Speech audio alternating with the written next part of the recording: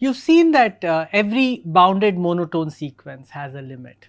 In fact, we use this to show that the sequence a n equals 1 plus 1 over n to the power n has a limit. This limit we called E.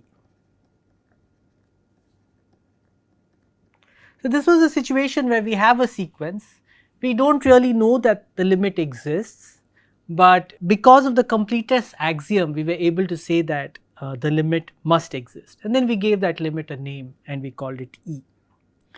So, today I am going to introduce the notion of Cauchy sequences, which is a method that allows you to tell if a sequence has a limit or not, without actually knowing what the limit is. Obviously, not every convergent sequence is going to be monotone. So, the notion of a Cauchy sequence captures exactly when a sequence has a limit without actually knowing what the limit is. And so, the definition is the following.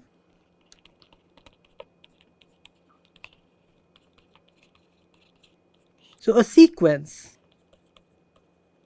a n of real numbers is said to be Cauchy, or it is called a Cauchy sequence if, and now what we are going to do is we are going to imitate the definition of a limit, but we do not know what the limit is. So, we cannot say that a n minus L is less than epsilon, but we will do what we can with what we have. For every epsilon greater than 0, there exists a natural number n. So far it is the same as the definition of a limit, such that now we do not know what the limit is, so we cannot say that a n is close to L, but what we will say is that all the elements of the sequence beyond this point capital N are going to be close to each other. So, what we will say is for all m n greater than n, a m minus a n is less than epsilon.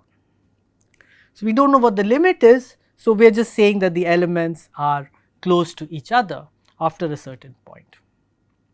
Okay, so, remember this is supposed to model a convergent sequence without knowing the limit.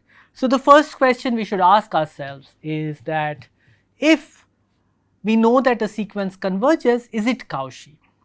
So, I will state that as a theorem. It is not very difficult, as you shall see.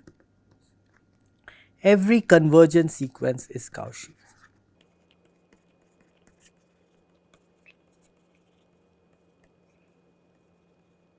So, let us write down the proof. And so, what we have is, suppose we have a convergent sequence. So, we have a sequence limit n tends to infinity a n is equal to L. Now, as usual we will do some rough work here on the side. So, what do we know? We know that we can make a n minus L small, but what we actually want is to make a m minus a n small. How do you think we could do that?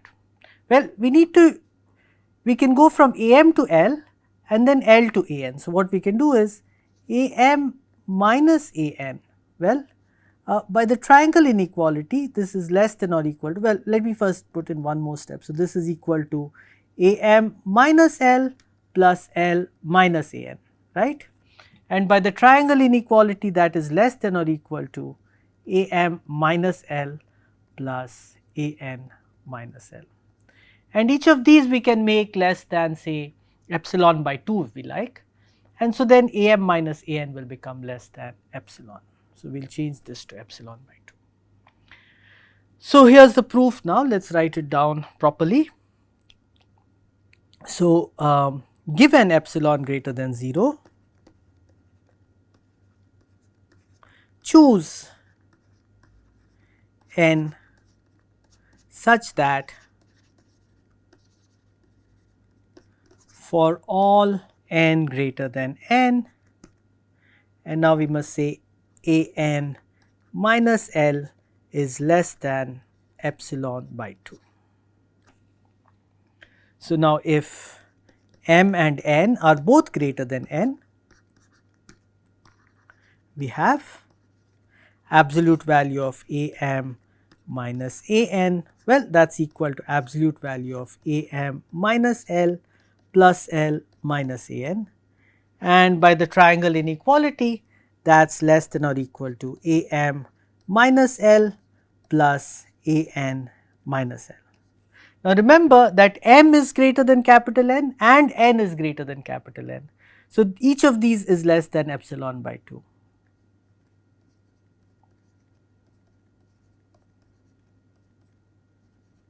So, there you go, every convergent sequence is Cauchy, that is the easy part.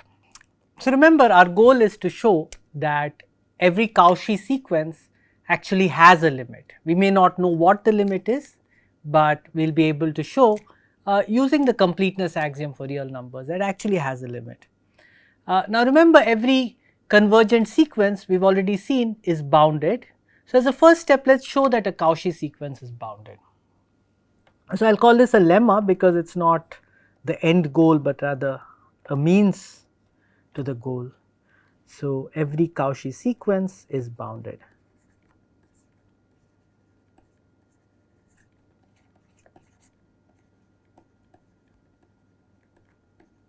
This is not at all surprising because what we know is that all the elements of a Cauchy sequence beyond some point are quite close to each other, and so you are left with only finitely many terms of the sequence which occur before that point, and so you can just find a bound. So, what we will do is to prove this, let a n be a Cauchy sequence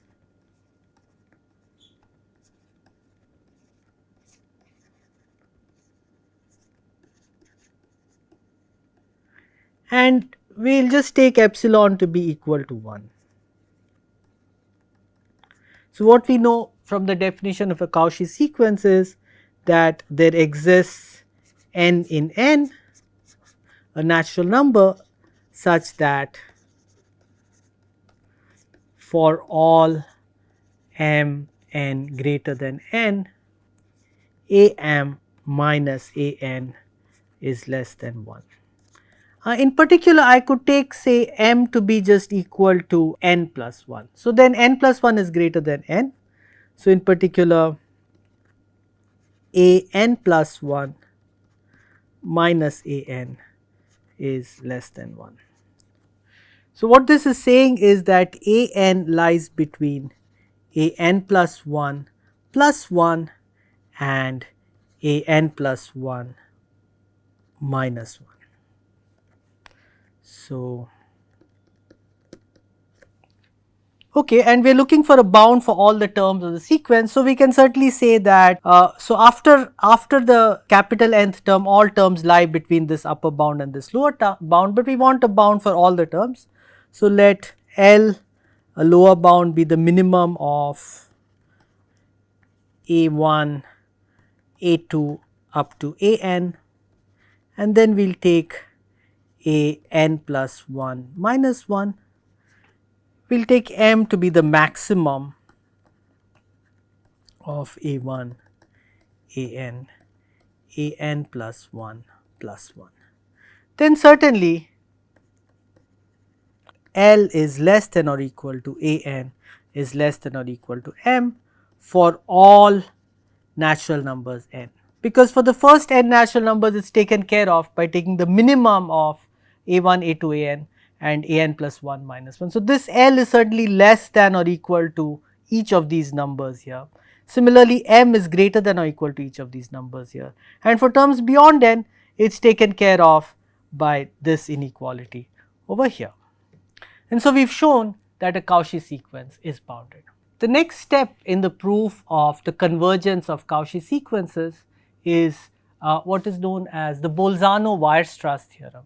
What it says is that if you have a bounded sequence, it will have a subsequence that is convergent.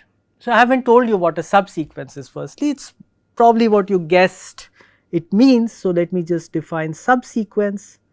So, if an is a sequence,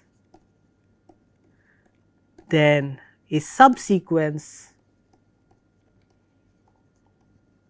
is a sequence of the form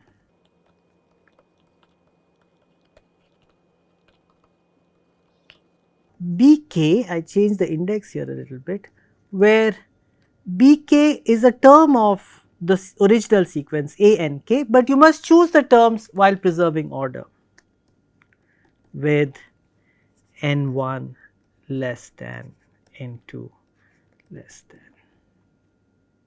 So, nk has to be less than nk plus 1 for every k. So, for example, you have the sequence an is just equal to n. So, that is the sequence 1, 2, 3, 4, 5. A subsequence of this would be the sequence of squares. Bn is a subsequence of an. But I cannot change the order of things and I cannot repeat terms. So, I cannot say that 1, 1, 4, 4, 9, 9. This is not a subsequence.